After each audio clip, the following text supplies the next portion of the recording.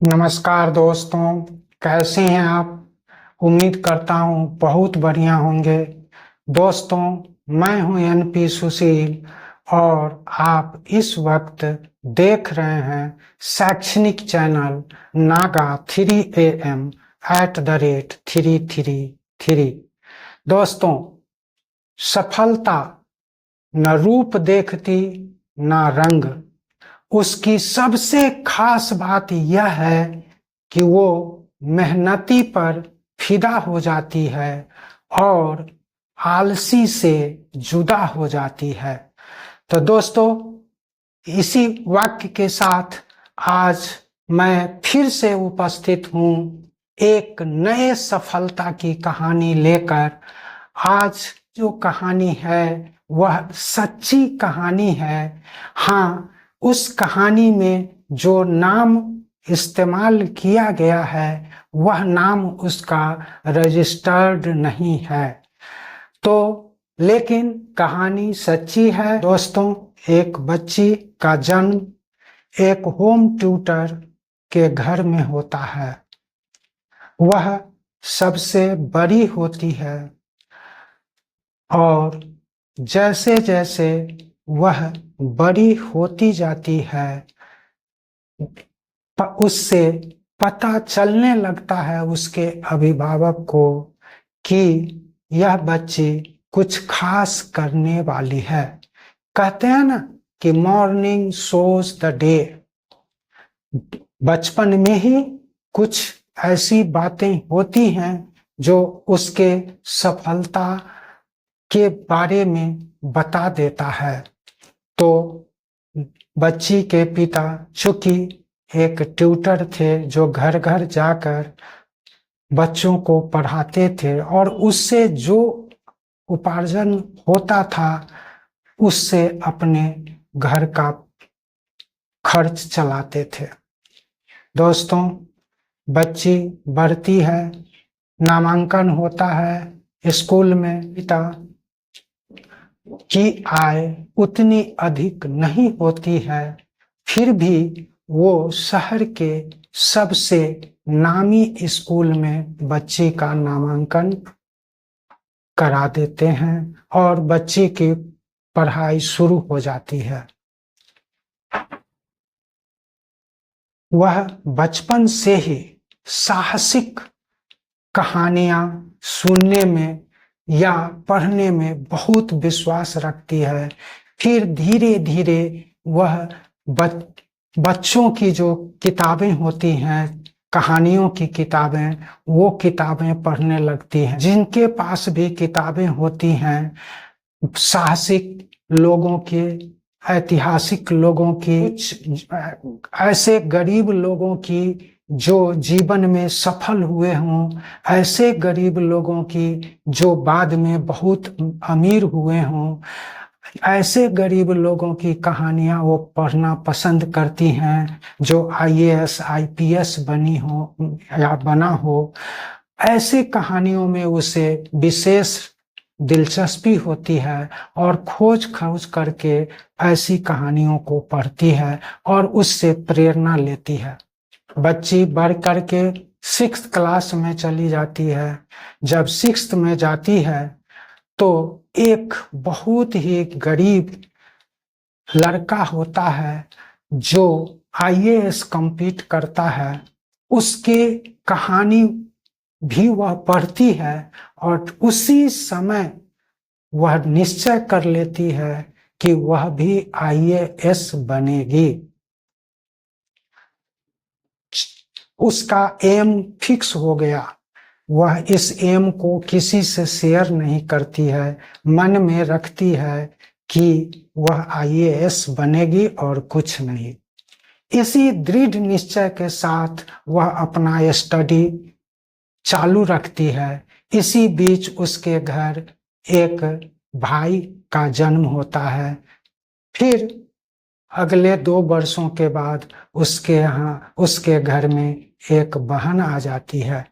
अब वह 3 भाई बहन हो गई। बड़ी है, उसकी जिम्मेदारी बहुत बढ़ जाती है और वह इस कम उम्र में भी इस जिम्मेदारी को समझने लगती है।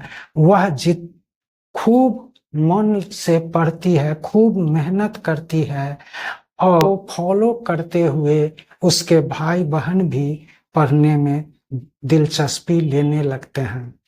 ये था उसके बचपन की कहानी। बच्ची 12 तक उसी स्कूल में, शहर के सबसे नामी स्कूल में पढ़ती है। फिर 12 में 97% मार्क्स के साथ उत्तीर्ण होने के बाद उसका दाखिला शहर के सबसे नामी महिला कॉलेज में हो जाता है। अब वह वहां डिग्री की पढ़ाई करने लगती है, लेकिन उस बच्ची का एम तो होता है आईएएस बनना। इसलिए वह अपने एक शुभचिंतक के कहने पर अपना विषय बदल लेती है। साइंस को छोड़कर वह आर्ट्स में चली जाती है और ऐसे सब्जेक्ट को वह चुन लेती है जिससे उसको आईएएस में एग्जाम देना है। तो इस तरह वह आर्ट्स फैकल्टी में प्रवेश कर जाती है। फिर धीरे धीरे धीरे वह ग्रेजुएशन भी कर लेती है। यूनिवर्सिटी में वो टॉप कर जाती है। फिर उसी यूनिवर्सिटी में उसका दाखिला पोस्ट ग्रेजुएशन में हो जाता है। पोस्ट ग्रेजुएशन भी वह आर्ट्स से कर लेती है। लेकिन वह बच्ची कभी भी अपने लक्ष्य को भूल नहीं पाती है। हमेशा उसका लक्ष्य उसके नजर के सामने होता है। वह प्रतिदिन कल्पना करती है, देखती है, सुबह जगते रात में सोते कि वह एक आईएएस बन रही है। प्रतिदिन वह विजुअलाइज करती है, प्रतिदिन प्रेयर ऑफर करती है और इस नियम का वह बहुत अच्छी तरह पालन करती है। उस बच्चे का जो शेड्यूल होता है प्रतिदिन, उसमें मॉर्निंग का 3 घंटा सुबह 3 से 6 अवश्य होता है। उसके अलावे भी उसका शेड्यूल बहुत व्यस्त होता है। वह पढ़ाई पर अपना पूरा फोकस करती है और फोकस उसका होता है आईएएस पर। दोस्तों, बच्ची वहां से पीजी करने के बाद चली जाती है दिल्ली। दिल्ली में एक नामी कोचिंग इंस्टीट्यूट में उसका दाखिला हो जाता है और वहां वह तैयारी करने लगती है आईएएस एग्जाम का।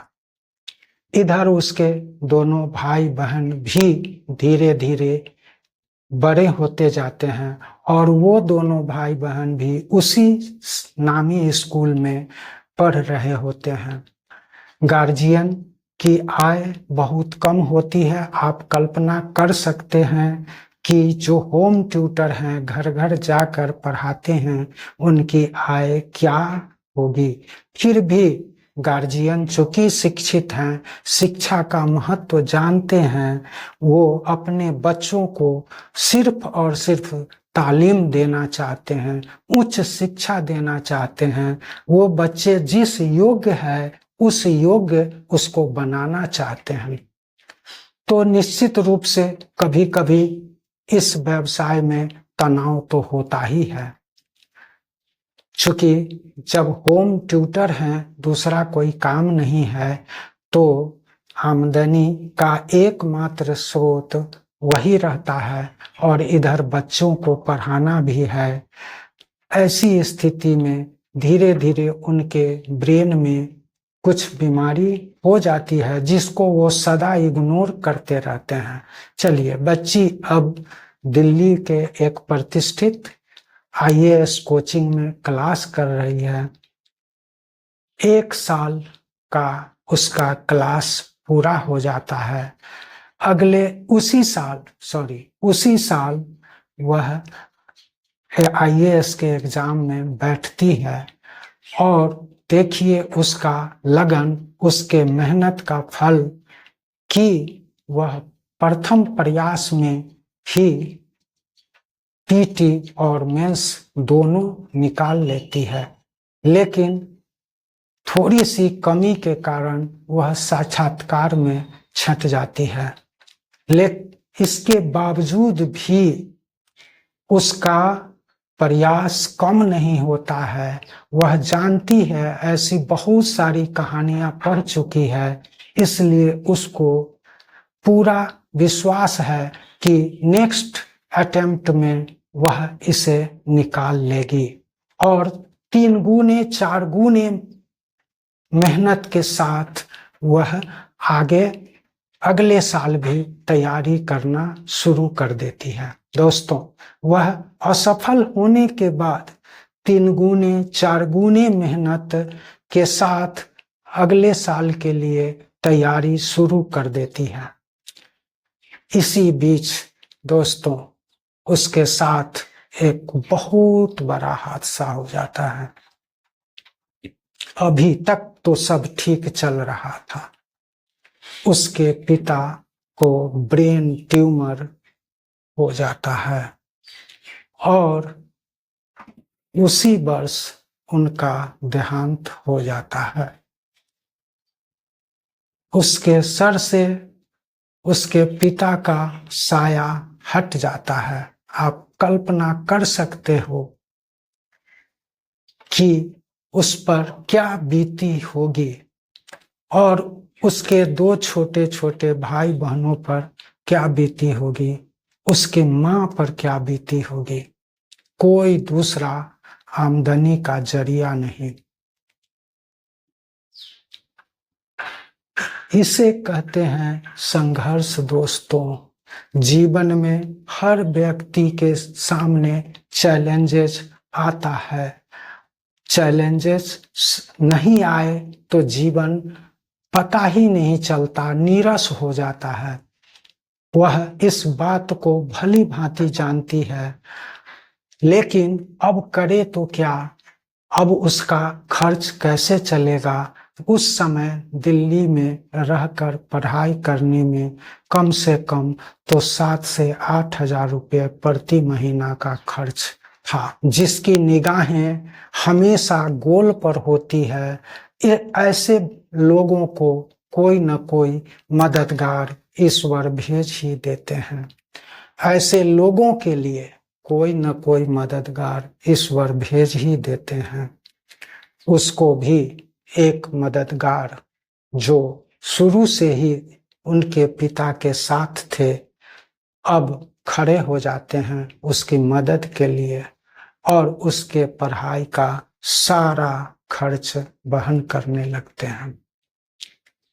उसको पूरा तसल्ली दिया जाता है कि तुम्हारा दूसरा कोई वर्क नहीं है, बस तुम्हारा गोल है आईएएस बनना और सब कुछ भूल जाओ। फिर से वह 4 गुने उत्साह के साथ पढ़ने लगती है।